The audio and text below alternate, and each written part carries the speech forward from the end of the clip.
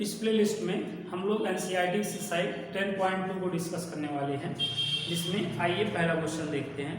तो पहला क्वेश्चन क्या है, in exercise 1 to 8 find the equation of the line which satisfy the given condition.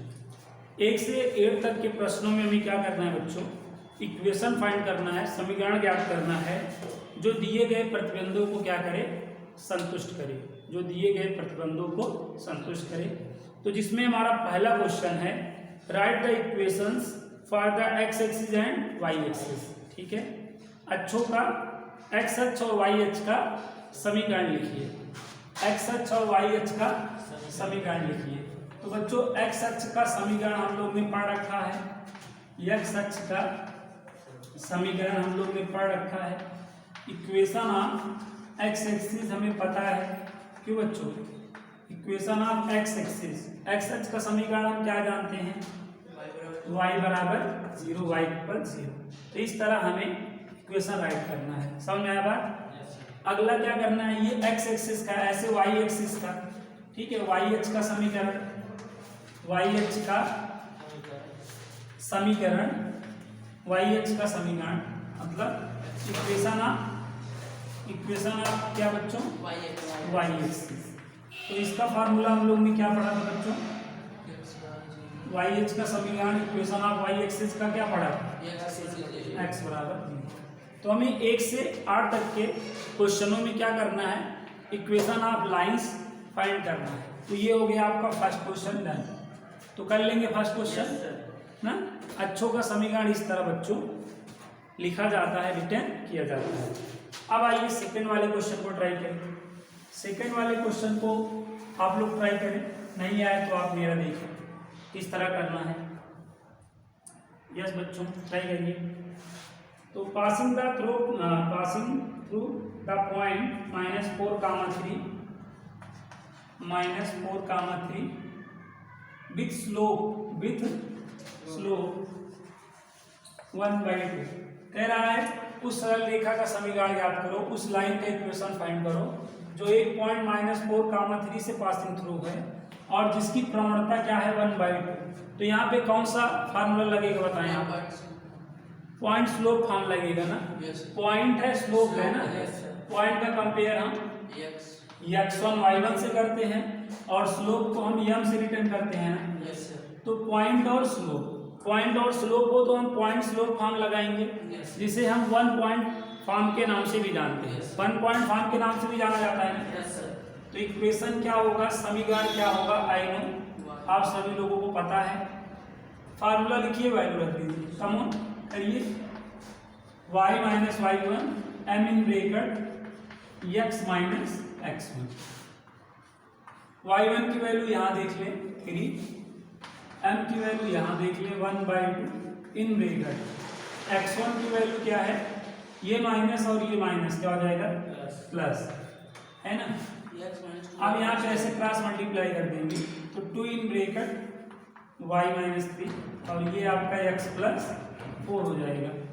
और यहाँ पे मल्टीप्लाई करते हैं 2y - 6 इक्वल टू x + 4। अब ध्यान दें 2y को भी उधर लेके चले जाएंगे, x - 2y + 4 को नोट कर लें, -6 को भी उधर लेके चले जाएंगे, +6 इक्वल टू, तो x - 2y और 6 4 क्या हो जाएगा 10। तो ये आपका हो गया x - 2y + 10 = 0। समझ में आया। तो सेकेंड वाला क्वेश्चन आपको इस तरह लगाना है, ठीक है। अब आइए थर्ड वाले क्वेश्चन को सॉल्व करें। ओके, तो थर्ड वाला क्वेश्चन क्या है बच्चों, थोड़ा सा पढ़िए आप हिंदी में। क्या कह रहा है, उस सरल रेखा का समीकरण याद करो, पासिंग थ्रू ना, पासिंग थ्रू क्या 0, विथ स्लोप m, मतलब मूल ना, क्या मूल बिंदु से होके जाने वाली रेखा का समीकरण याद करो जिसकी प्रवणता क्या है, m है। तो बेटा क्या होता है, लाइन पासिंग थ्रू ओरिजिन का इक्वेशन स्लोप m पे ही तो आपने पढ़ा था, y = mx। हो गया आंसर, y = mx। बताएं लाइन, ये क्या है, लाइन पासिंग थ्रू ओरिजिन का इक्वेशन फाइंड करो जिसकी स्लोप m है। तो आपने क्या जानते हैं, y = mx, तो y = mx रिटर्न कर दे, होगा ना, या आप इसको 1.5 से लगा सकते हो। सुनो बात को, दूसरा तरीका क्या है, 0.00 से जा रहा है और स्लोप यम है ही, तो इसका कंपेयर किससे कर दो, x1 y1 से, और इक्वेशन के लिए यहाँ पे क्या लगा दो, 1 पॉइंट स्लोप फॉर्म वाला फार्मूला लगा दो, m in bracket x minus x1, है ना। तो y1 की वैल्यू 0 और x1 की वैल्यू भी 0, है ना। तो सॉल्व करेंगे तो क्या आ जाएगा, y इक्वल mx आ जाएगा कि नहीं बताएं। तो ऐसे ही, तो लाइन पासिंग थ्रू ओरिजिन का इक्वेशन हम लोग को पता है y इक्वल mx, सो y इक्वल mx हो गया, समझ में आया। अब अगला क्वेश्चन देखें, तो ये कौन सा क्वेश्चन था, क्वेश्चन नंबर 3 था। क्वेश्चन नंबर 4 देखिए, क्वेश्चन नंबर 4 क्या है पहले समझिएगा। क्वेश्चन नंबर 4 है, passing through the 2, 2 and inclined with the x axis at angle of 75 degree. जो x एक्सिस की पॉजिटिव डायरेक्शन से क्या एंगल इंक्लाइन किया है, 75 डिग्री, ठीक है। तो इस क्वेश्चन में आपके पास क्या है बताएं, पॉइंट है और स्लोप है ना। देखिए यहाँ पे ये आपका x1 y1 हो जाएगा, बात को समझे, ये एंगल है तो यहाँ से क्या निकल जाएगा, स्लोप निकल जाएगा, tan ले लोगे ना, गिवन एंगल का tan ले लो, स्लोप हो जाता है। अब tan 75 की वैल्यू आपको पता होनी चाहिए, tan 75 की वैल्यू आपको पता होनी चाहिए। तो tan 75 की वैल्यू क्या है, क्या होती है, 2 + √3 होगी शायद। आपको अगर कोई प्रॉब्लम है तो आप निकाल लें 75 को 45 + 30 करके tan a + b लगा दें, tan a + b लगा दें, tan a + tan b आ रहा है समझ में, upon 1 - tan a tan b, समझ में आया बच्चों। tan 45 की वैल्यू 1 होती है और tan 30 की 1/√3 अपॉन 1 माइनस, और tan 45 क्या हो जाएगा 1, tan 30 1/√3। यहाँ तक आ गया, बोले यहाँ तक आ गया। अब एक अपान में अगला नहीं, अपान 1 करते हैं, 1 और √3 का एलसीएम क्या होगा, √3। अब आप क्रॉस मल्टीप्लाई कर दें, √3 + 1, ठीक है, होल अपान, यहाँ पे भी अपान 1 कर लें, 1 और √3 का एलसीएम क्या हो जाएगा, √3, क्रॉस मल्टीप्लाई कर दें, √3 - 1 हो जाएगा, √3 से √3 क्या होगा, कैंसिल आउट हो जाएगा। अब यहाँ पे देखिए m इक्वल टू क्या हो रहा है, यहाँ पे क्या आपके पास आया, √3 + 1 अपान √3 - 1, है ना। और डिनोमिनेटर में जब भी रूट दिखे कॉन्जुगेट का मल्टीप्लाई करना होता है, ठीक है। हर बच्चों नीचे जब भी क्या दिखे, रूट, नीचे जब भी रूट दिखे हमें कॉन्जुगेट का, टेकन कॉन्जुगेट का मल्टीप्लाई और डिवाइड करना होता है। तो अब आप ऊपर देखिए ये चीज ना डबल हो गई है, तो √3 + 1 का क्या, होल स्क्वायर, ऐसे यहाँ पे a - b a + b का फार्मूला लग गया है। a - b a + b का फार्मूला होता है बच्चों a² - b² होता है। ऊपर a + b का होल स्क्वायर लगा दें, a² + b² + 2ab, और अपान √3 का होल स्क्वायर है केवल 3, 1 का स्क्वायर हुआ है ना। √3 का स्क्वायर क्या होगा, केवल 3, और 1 का स्क्वायर 1 + 2√3, 3 में ये 2 आ जाएगा, ये 4 + 2√3 अपान कितना 2 कॉमन कर सकते हैं, तो ये क्या हो जाएगा 2 + √3 अपान क्या 2, तो 2 से 2 कैंसिल। देखिए अब की वैल्यू 2 + √3 हो गई कि नहीं, आपको याद होनी चाहिए। तो tan इसके 2 + √3 ना, tan 15 की वैल्यू 2 - √3, तो ये वैल्यू अगर आपको याद रहेगी तो इतना आपको इस पे फालतू में करना नहीं पड़ेगा। तो इस तरीके से tan 75 की वैल्यू निकाली जाती है। ये चीज़ मैंने आपको ट्रिग्नोमेट्री में बता रखी है, ठीक है। और हमारी प्लेलिस्ट में आपको इसका वीडियो आपको आज भी मिल जाएगा, है ना। तो प्लेलिस्ट में जाके आप देखिए। तो tan थीटा का मतलब यह और tan 75 की वैल्यू क्या होती है आप जानते हैं, 2 + √3। तो यहाँ पर आप देखें आपके पास पॉइंट है और स्लोप है, तो पॉइंट स्लोप होने पे हम इक्वेशन के लिए पॉइंट स्लोप फॉर्म लगाएंगे, अप्लाई करेंगे, है ना। तो पॉइंट स्लोप फॉर्म अप्लाई करते हैं। तो यहाँ पे इक्वेशन के लिए आपको क्या करना है, पॉइंट स्लोप वाला फार्मूला लगाना है। तो पॉइंट स्लोप वाला फार्मूला क्या होता है आपको पता है, y - y1 = m (x - x1) है ना। y1 की वैल्यू क्या है देख ले, 2√3 और n की वैल्यू क्या है बच्चों 2 + √3। यहाँ पे x - x1 की वैल्यू क्या है 2, है ना। यहाँ तक आ गया। अब आपको क्रॉस मतलब मल्टीप्लाई कर देना है, y - 2 √3 यहाँ पे मल्टीप्लाई कर ले, 2 से करेंगे तो 2x - 4 और √3 से करेंगे तो प्लस √3x - 2 √3 क्या हो जाएगा, -2 √3 हो जाएगा। अब उसको उधर ही लेके चले जाए, देखिए ये चीज कैंसिल आउट हो गया, -2 √3 से -2 √3 क्या हो जाएगा, कैंसिल आउट हो जाएगा। देखिए 2x + √3x -4, ये प्लस y है इधर आएगा, अगली साइड जाएगा माइनस हो जाएगा नहीं, इन दोनों में x आप क्या कर सकते हैं कॉमन, तो 2 + √3 × x -y - 4 = क्या हो गया 0 हो गया। तो ये आपका क्या हो गया बच्चों, इक्वेशन हो गया, आंसर हो गया। तो आई होप आपको क्वेश्चन नंबर 4 जो है समझ में आ गया होगा, है ना। अब आइए क्वेश्चन नंबर 5 को समझें। तो इस प्लेलिस्ट में हम बच्चों एनसीईआरटी एक्सरसाइज 10.2 को डिस्कस कर रहे हैं, जिसमें हमने 1 से 4 तक के क्वेश्चन सॉल्व कर लिए हैं। अब आइए क्वेश्चन नंबर 5 को समझें। तो क्वेश्चन नंबर 5 क्या है, intersecting the x axis at a distance of 3 unit to the left of the origin with slope -2। Question number 5 को समझ लें, ध्यान समझेंगे। क्या है बच्चों, intersecting the x axis at a distance of 3 unit to left of origin with slope -2। बच्चों क्या कर रहा है, क्वेश्चन क्या कह रहा है, लाइन जो है लाइन ओरिजिन, ये ओरिजिन है कि नहीं, ये इधर ये ओरिजिन का राइट हुआ कि नहीं, यस सर, ये ओरिजिन का क्या हुआ राइट, और ये ओरिजिन का क्या हुआ लेफ्ट, ठीक है। तो लाइन जो है लाइन जो है ओरिजिन के बाईं तरफ ना, इधर बाईं तरफ लेफ्ट साइड कितना इंटरसेक्ट कर रही है,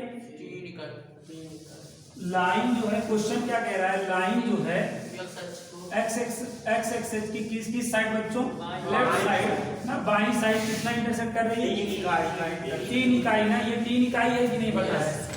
अब आपसे अगर हम पूछें यहाँ यहाँ की कितने इंटरसेक्ट, यही तो हुआ इंटरसेक्ट पॉइंट। अब अगर आपसे मैं कहूँ 3 का यहाँ पे इस पॉइंट को ए बोल दे रहे हैं, अब मैं अगर आपसे पूछूं पॉइंट ए का कोऑर्डिनेट बताओ तो क्या बताओगे, -3, साइन जरूर बोलिएगा, नहीं तो यहीं पे तो गलती कर जाएंगे, एक्स एक्सिस की नेगेटिव साइड है ना, तो -3, बोले यहाँ तक आया। और इसकी स्लोप आपको पता ही थी, स्लोप क्या थी -2, ठीक है, स्लोप क्या थी -2। तो लाइन का मतलब कुछ ऐसे गई होगी, सब बात समझे, ऐसे होने पे तो पॉजिटिव हुआ ना, लाइन ऐसे ही तोड़ी जा सकती है भाई, स्लोप आपको निगेटिव नहीं दे रहा है, स्लोप निगेटिव देने का मतलब लाइन ऐसी गई होगी, आपको समझे। स्लोप ये स्थिति क्या है, पॉजिटिव को ना, तो इस आप अगर आप फिगर बनाना चाह रहे हैं तो आप फिगर कैसे बनाएंगे, समझ गए ना, स्लोप निगेटिव है ना, तो निगेटिव वाली स्थिति लेंगे, मतलब ये वाली स्थिति लेंगे कि नहीं बताएं, ओरिजिन यहाँ रखेंगे, ये लाइन ऐसे सपोज कर ले गया होगा, ऐसे जाने पे क्या होगा निगेटिव रहेगा, तो निगेटिव स्लोप रखेगा नहीं, तो स्लोप की वैल्यू तो -2 है, लेकिन ये देखो लेफ्ट साइड यहाँ पे यहाँ से यहाँ तक कितना यूनिट कट किया है, अब इस पॉइंट का अगर हम कोऑर्डिनेट कहें तो -3, तो ये जो लाइन आप यल देख रहे हैं, लाइन यल, लाइन यल का ही इक्वेशन बताना है यार। तो अब आपके पास पॉइंट और स्लोप दोनों हो गया कि नहीं? तो क्या लगाएंगे? अगर पॉइंट और स्लोप हो तो क्या लगता है? पॉइंट स्लोप हम लगता है। तो लगा के वैल्यू रखिए जल्दी, कमो रखिए जल्दी से। ये x1 y1 हो जाएगा। m आपके पास है, इक्वेशन क्या होता है? y minus y1 m in bracket x minus x1 है ना। y1 की वैल्यू क्या है बच्चों? 0 है, और m देख ही रहे हैं -2 ब्रैकेट के अंदर। x1 की वैल्यू ये +3 हो जाएगा, ठीक है? बोले ये y हो जाएगा, यहाँ पे मल्टीप्लाई कर ले तो क्या हो जाएगा? -2x -6 2x + y + 2x + y + 6 = 0। सबको एक साइड कर ले। 2x + y + 6 = 0। ये आपका लाइन हो गई, इक्वेशन ऑफ अ लाइन। समझ में आया कि नहीं बताओ?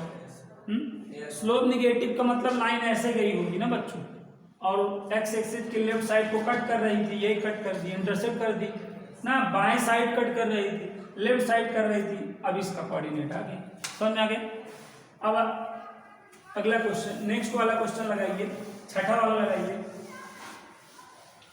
क्वेश्चन छठा सॉल्व करिए, 6 वाला क्वेश्चन सॉल्व करिए। ऊपर y अक्ष को 2 इकाई पर ना क्या कह रहा है? Intersecting the y axis at a distance of 2 unit above the origin, making an angle of 30 degree with the positive direction of x axis। ठीक है, क्वेश्चन नंबर 6 में क्या कह रहा है? कह रहा है उस लाइन का इक्वेशन फाइंड करो। कह रहा है उस रेखा का समीकरण ज्ञात करो जो रेखा मूल बिंदु से ऊपर ना, मूल बिंदु से ऊपर कितना अंतर खंड कट कर रहा है बच्चों? 2 यूनिट, और एक्स एक्सिस की पॉजिटिव डायरेक्शन से क्या 30 डिग्री एंगल में कर रहा है कि नहीं? तो इसका फिगर आप यूं बना सकते हो बच्चों, इधर ध्यान दो। ये ओरिजिन है कि नहीं बताओ? ओरिजिन के ऊपर मतलब ये हुआ एबो, ओरिजिन का ये एबो हुआ और ये ब्लो पार्ट हुआ। एबो और ब्लो दो पार्ट होते हैं। ये ओरिजिन का ये एबो पार्ट है और ये नीचे वाला ब्लो पार्ट है। ऊपर वाले पार्ट को एबो बोलते हैं, नीचे वाले पार्ट को ब्लो पार्ट बोलते हैं ना। तो ऊपर कितना y एक्सिस को कितना इंटरसेक्ट कर रहा है? 2 इकाई। तो लाइन मतलब ऐसे ली होगी, स्लोप देखना। तो ये यहाँ से यहाँ तक जो है कितना है? 2 है कि नहीं बताओ? 2 है। तो अब इसको आप, और ये एक्स एक्सिस की पॉजिटिव डायरेक्शन से फिगर ऐसे बनेगा कि नहीं बताओ? हाँ, अब इक्वेशन के लिए आपके पास 2 तरीके हैं। समीकरण ज्ञात करने के लिए आपके पास 2 तरीका है। पहला, आपके पास एंगल है थीटा ना, तो आप क्या करोगे? tan ले लोगे। भाई गिवन एंगल का आप tan ले लेते हो तो स्लोप नहीं मालूम हो जाता। तो tan 30 की वैल्यू क्या होगी? 1/√3। और ये y एक्सिस पर इंटरसेप्ट है कि नहीं? तो c की वैल्यू तो आपको दे रखा है। तो अब आप क्या करें? इक्वेशन क्या लगेगा? cm है ना अपने पास, cm हो तो क्या लगता है? y = mx + c है ना। y m की वैल्यू 1/√3 इंटू x, c की वैल्यू 2। एलसीएम ले लीजिए तो √3 क्रॉस मल्टीप्लाई x + 2/√3 मल्टीप्लाई कर दें तो ये √3y और ये x + 2/√3। ठीक है, x और ये माइनस √3y + 2/√3। ये क्या हो गया आपका समीकरण हो गया। इसको ऐसे लगा सकते हैं y - y। और क्या, ये कोऑर्डिनेट क्या हो जाएगा? 0 का मान। अगर हम इसको कोऑर्डिनेट फॉर्म में लिख दें तो हमारे पास स्लोप और ये पॉइंट हो गया, पॉइंट स्लोप फॉर्म भी लगा दें, है ना। तो ऐसे भी लगा सकते हैं, पॉइंट स्लोप फॉर्म से भी लगा सकते हैं और ऐसे भी लगा सकते हैं। बताएं, समझ में आया तो कर लीजिएगा। अब चलिए 7वां क्वेश्चन ट्राई करते हैं साथ में हम लोग। 7वां क्वेश्चन आप लोग बोलें क्या है? 7वां क्वेश्चन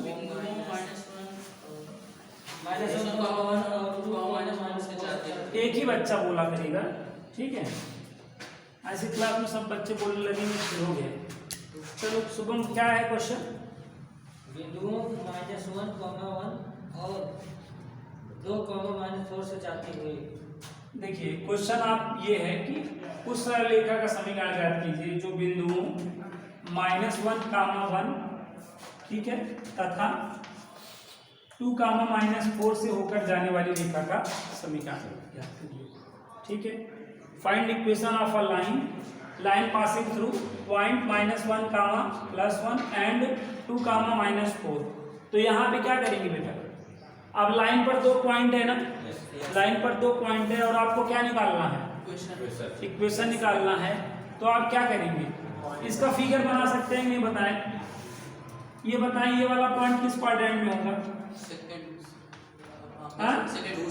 ये वाला फोर्थ में होगा, नहीं, मतलब बच्चों ना ये देखो ऐसे सपोज है, ये यहाँ पे क्या हो गया बच्चों, फोर्थ है ना, तो ये 2, -4 हो गया, और ये वाला क्या हो गया, -1 ना। अब लाइन पर देखो 2 पॉइंट है कि नहीं, स्लोप तो याद नहीं करनी, इक्वेशन निकालना है, तो 2 पॉइंट फॉर्म वाला लगेगा ना, इक्वेशन का 2 पॉइंट फॉर्म लगा दो, इक्वेशन का 2 पॉइंट फॉर्म आपको पता है क्या, y -y1 y2 -y1 अपान समझ में आया। अब ये में वैल्यू रख दो, ये आपका क्या हो जाएगा, ये x1 y1 और ये x2 y2, वैल्यू रख दीजिए, जल्दी से करिए, देखते हैं कौन लगा पाता है जल्दी से, हमसे पहले कौन लगा ना, अभी लगाइए, पहले का नहीं माना जाएगा, अभी तुरंत देखिए कौन लगा पाता है, हाँ पहले का नहीं माना जाएगा। y माइनस ना, ये -5/3, हम भी तो बहुत बार लगाए हैं, इसका मतलब लगाए ना अभी। अब चलिए मल्टीप्लाई करिए, 3y -3 -5x -5, इधर कर लीजिए 5x + 3y -3 5x + 5y + 2, हाँ ये क्या है, 5x + 3y + 2 = क्या आ गया, 0 आ गया। समझ में आया नहीं, बताओ। तो इस तरीके से हम लोग क्वेश्चन को सॉल्व कर सकते हैं। तो यहाँ तक आ गया हमने, अब आगे देखिए, अगला क्वेश्चन देखें यहाँ, उस रेखा का समीकरण ज्ञात करें जिसकी मूल बिंदु से question number 8, perpendicular distance from the origin is 5 unit and the angle made by the perpendicular with the positive direction of x axis is 30 degree. उस सरल रेखा का समीकरण ज्ञात करो ना जिसका मूल बिंदु से रेखा पे डाले गए लंब की माप क्या है, 5 मूल बिंदु से रेखा पे डाले गए लंब की माप। ठीक है, ओरिजिन से लाइन पर परपेंडिकुलर की जो डिस्टेंस होती है उसी को पी बोला जाता है। तो यहाँ पर पी कितना है, और जो परपेंडिकुलर आपने ड्राइंग किया है वो एक्स एक्सिस की पॉजिटिव डायरेक्शन से क्या बना रहा है, तो यहाँ पे अल्फा हुआ। समझ में आ बात, अगर लंबवत रेखा एक्स एक्सिस की दिशा से कोण बनाएगा तब हमेशा वो अल्फा बराबर लिखा जाएगा, ना कि थीटा बराबर। देखिए यहाँ पर perpendicular line with the positive direction of x axis is 30 degree. जो परपेंडिकुलर लाइन है, देखिए जो लंब रेखा है वो एक्स एक्सिस की दिशा से कोण बना रहा है, इस वजह से इसको अल्फा आप समझा जाएगा। और मूल बिंदु से रेखा पर ओरिजिन से लाइन पर जो परपेंडिकुलर ढलान था कितना था, 5। तो पी और अल्फा होने पर कौन सा फार्मूला लगता है, इक्वेशन बताएं आप। कौन सी फॉर्म लगेगी, नॉर्मल फॉर्म ना। पी और अल्फा होने पे नॉर्मल फॉर्म, नॉर्मल फॉर्म क्या होती है, cos alpha + y sin alpha = p। चलिए इसी में वैल्यू पुट कर दें जल्दी से, कम ऑन सही बच्चे, वैल्यू इसी में रखें। अल्फा के प्लेस में 30 हो जाएगी, यहाँ पे भी 30 हो जाएगी, और यहाँ पे पी की वैल्यू 5। cos 30 की वैल्यू क्या होती है, √3/2 और sin 30 की 1/5 = 5 है ना। अब यहाँ पे इधर देखें, डिनोमिनेटर सेम है कि नहीं, अगर नीचे वाला सेम हो तो ऊपर वाला नोट डाउन हो जाता है ना, = 5। क्रॉस मल्टीप्लाई करते हैं, √3x + y = कितना हो जाएगा, 5 × 2 = 10, √3x + y minus 10 equal to 0। ये आपका आंसर हो गया। समझ में आया? क्वेश्चन नंबर कौन सा था ये? 8। क्वेश्चन नंबर 8 आपको ऐसे सॉल्व करना है। समझ में आएंगे? बताओ क्वेश्चन समझ पाए? मूल बिंदु से रेखा पे डाले गए लंब की माप आपको P दिया था और लंब x अक्ष की धन दिशा से बना रहा था। तो कभी भी लंब x अक्ष की धन दिशा से कोण बनाएगा तो अल्फा बराबर रिटेन किया जाएगा। आपको पहले भी बताया था मैंने, है ना? अब आइए क्वेश्चन नंबर 9 को देखें और 9 को समझें। ठीक है, तो 1 से 8 तक के सभी क्वेश्चनों में हमें क्या करना था बच्चों? इक्वेशन निकालना था, समीकरण निकालना था, जिसको हमने देखा, है ना? अब आगे देखें क्वेश्चन नंबर 9। तो क्वेश्चन नंबर 9 में the vertices of a triangle PQR, एक ट्रायंगल है, एक त्रिभुज है। क्या है? एक त्रिभुज है। कौन? PQR। एक त्रिभुज है PQR ना, जिसके वर्टाइसेज दिए हैं, जिसके शीर्ष दे रखे हैं। P का शीर्ष क्या है बच्चों? 2,1 और Q का -2,3 और R का 4,5 ये दिया है। और अब find equation of the median through the vertex R। ठीक है, आपको वर्टेक्स R से जो माध्यिका खींची गई है उसका क्या बताना है? समीकरण। मीडियन क्या होती है आपको मैंने बताया था।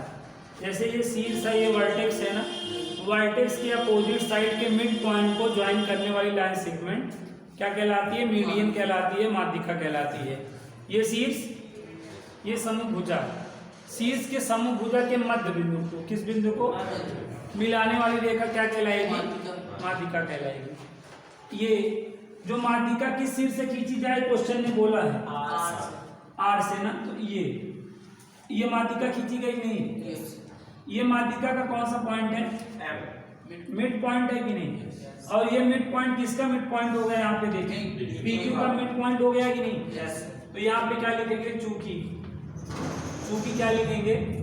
PQ का मध्य बिंदु क्या है? PQ का मध्य बिंदु क्या है बताएं? मध्य बिंदु M है कि नहीं? यहाँ पे लिखेंगे सिंस, क्या लिखेंगे? Since M is the midpoint of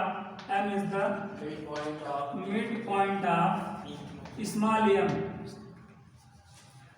M is the midpoint of PQ, sorry PQ, सही है? क्योंकि PQ का मध्य बिंदु क्या है? M। Since M is the midpoint of PQ, तो अब मिड पॉइंट का फार्मूला आपको प्रीवियस क्लास में बता चुके हैं। क्लास 10 में आपने मिड पॉइंट का फार्मूला नहीं पढ़ा है? तो मिड पॉइंट का फार्मूला क्या पढ़े? x1 + x2 अपान 2 y1 + y2 अपान 2, है ना? मतलब आप नंबर 1 को नंबर 1 में ऐड करें, नंबर 1 को नंबर 1 में ऐड करें, +2 -2 0 हो जाएगा कि नहीं? बताएं।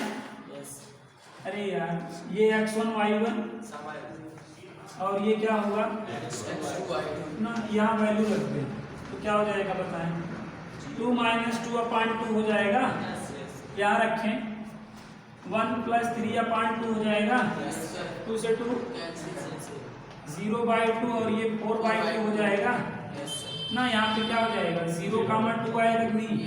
किसका कोऑर्डिनेट आ गया? 0,2। M का कोऑर्डिनेट आ गया कि नहीं? आपको क्या फाइंड करना है? इक्वेशन ऑफ मीडियन ना। इक्वेशन ऑफ मीडियन माध्यिका का, सो इक्वेशन ऑफ मीडियन अतः माध्यिका का ना, अतः माध्यिका का समीकरण के लिए कौन सा फार्मूला लगेगा बताएं? यही तो मीडियन है यार, यही तो मीडियन है। तो ये माध्यिका बन गई कि नहीं? तो यहाँ पे कौन सा समीकरण लगेगा? 2 पॉइंट फॉर्म लगेगा। क्या लगेगा? 2 पॉइंट फॉर्म। क्यों? क्योंकि दो बिंदु हो गए ना। अरे यार, ये मीडियन लाइन का काम कर रही है। अब इस मीडियन पे, इस लाइन पे 2 पॉइंट हो गए, तो 2 पॉइंट लाइज होने पे ना हमें 2 point form of a line लगाना होता है। तो 2 point form of a line लगाओ। y - y1 = y2 - y1 अपान x2 - x1 ब्रैकेट में x - x1। बोलो, यहाँ तक आया समझ में? वैल्यू रख दोगे आंसर हो जाएगा। अभी इसके पहले वाले क्वेश्चन में वैल्यू कैसे रखी जाएगी बताया था ना। अब ये क्या हो जाएगा, ये x1 y1 हो जाएगा और ये x2 y2 हो जाएगा। ये वैल्यू आपको यहाँ रख लेनी है, सॉल्व कर लेना है आंसर। सॉल्व करके जल्दी से बताएं क्या आएगा आंसर। y1 के प्लेस पे आपको 5 रखना है, y2 आपका 2 है, 2 माइनस 5 अपन ये आपका 4 माइनस 0 ब्रैकेट के अंदर x माइनस x1 क्या है 4 है ना। इस चीज को आपने कॉपी कर लिया होगा। चलिए अब आगे यहाँ देखते हैं क्या होगा। तो ये आपका y minus 5 equal to -3/4 bracket के अंदर x माइनस 4, ये क्रॉस मल्टीप्लाई कर दें, ये 4y माइनस क्या हो जाएगा 20 माइनस 3x प्लस 12 इधर आ जाएगा 3x plus 4y minus 20 minus 12 equal to 0। 3x plus 4y minus क्या हो जाएगा 32 इक्वल टू क्या आ जाएगा 0। तो ये आंसर बच्चों आप लोगों को भी यही आया, तेजी करें आप लोग भी देखें यही आ रहा है कि नहीं आया जी।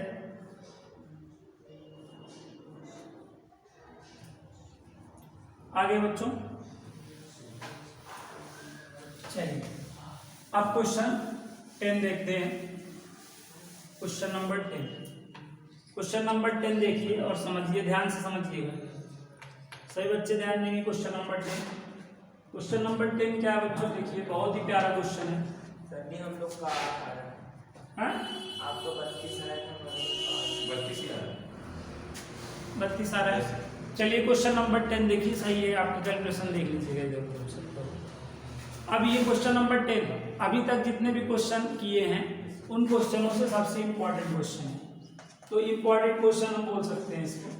क्वेश्चन नंबर 10 को इम्पोर्टेंट क्वेश्चन आप कहिए, लिख लीजिए बुक में।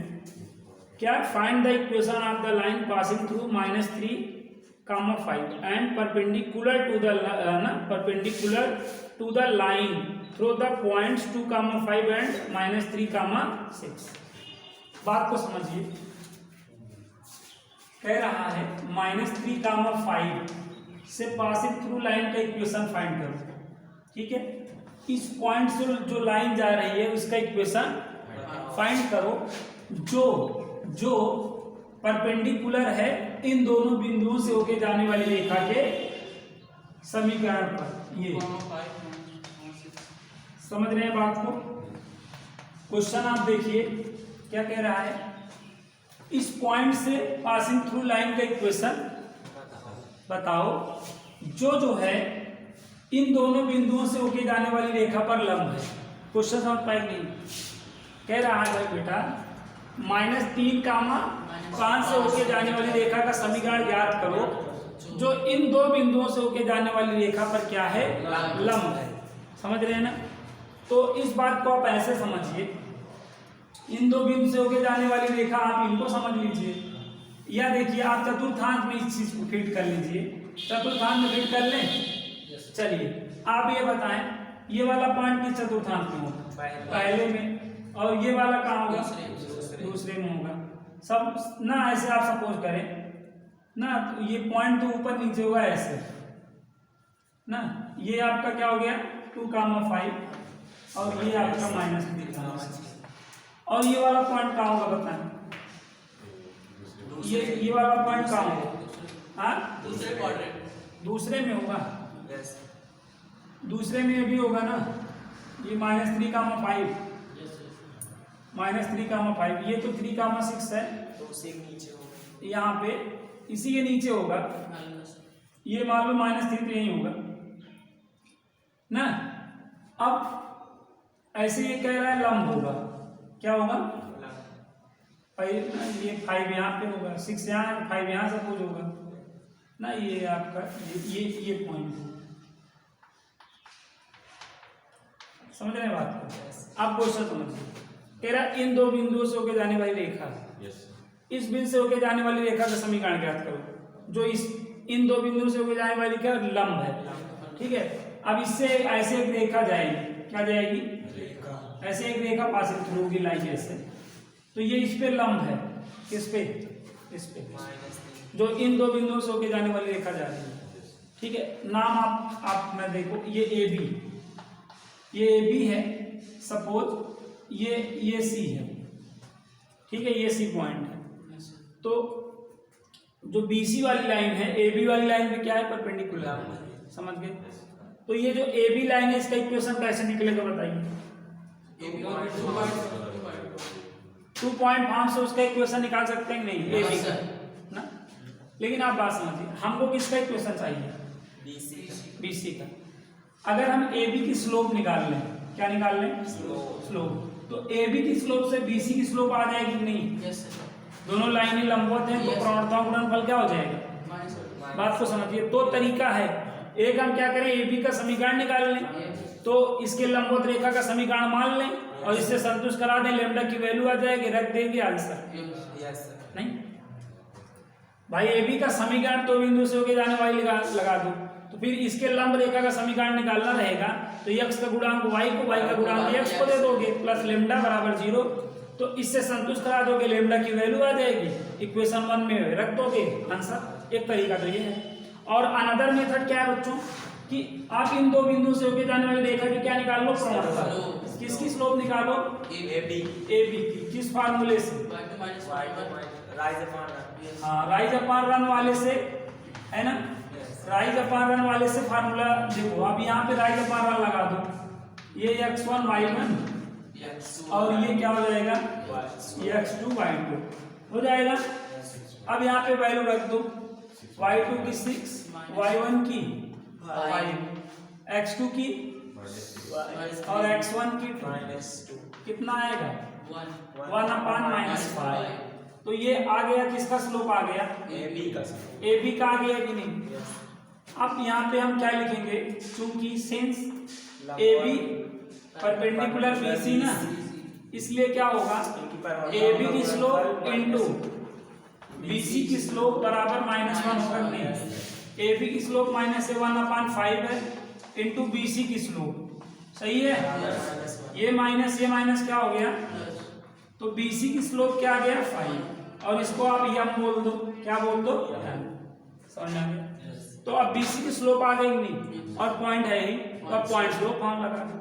अरे यार बीसी पे पॉइंट है, स्लोप आ ही चुकी है, तो अब क्या लगा दोगे, पॉइंट स्लोप फॉर्म लगा दोगे। इक्वेशन के लिए क्या लगा दोगे, समीकरण के लिए क्या लगा दोगे, पॉइंट स्लोप फॉर्म। और पॉइंट स्लोप फॉर्म क्या होता है, देखो, y - y1 = m in bracket x - x1। तो यहाँ पर अब ये किसका काम कर रहा है, x1 y1 का, और स्लोप की वैल्यू क्या आ चुकी है, y1 की वैल्यू यहाँ से देख लीजिए, और स्लोप की वैल्यू यहाँ से देख लीजिए, x1 की वैल्यू यहाँ से, ये माइनस और ये माइनस क्या हो जाएगा, प्लस हो जाएगा।